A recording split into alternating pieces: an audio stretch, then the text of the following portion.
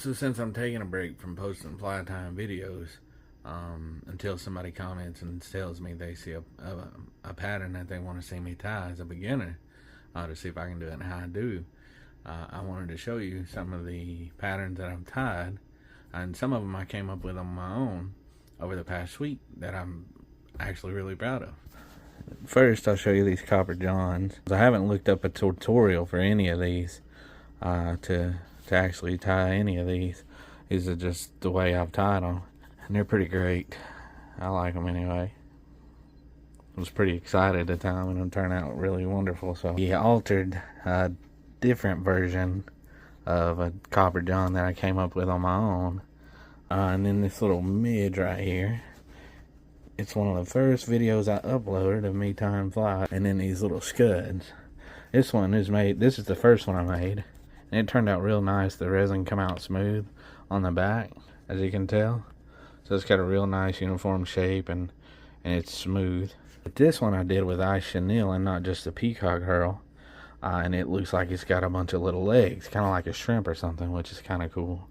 And the resin on that side's a little rough, but it still came out great, and it'll work wonderfully.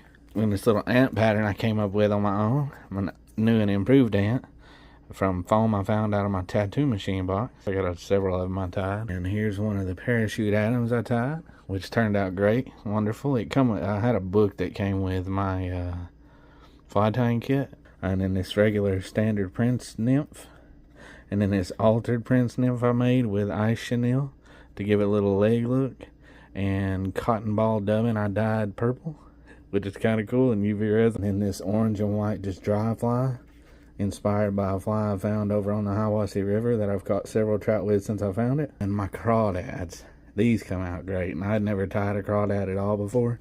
This was the first one I tied, and it came out the best, but I took the most time on it. And it came out wonderful. And the hook's on the bottom, so it's either got to be like a dead drifter or like a crawling retrieve. And I tied this one second because I wanted to make a different version where it looked like it was swimming if I stripped it like a streamer.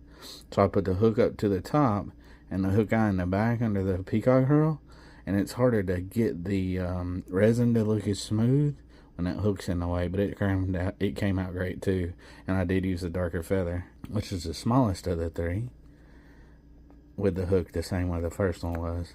But they turned out great. I think I'm gonna love these crayfish, and I think the fish are too. But let me know what you think of the flies that I'm proud of that I've tied over the past week and a half as a beginner.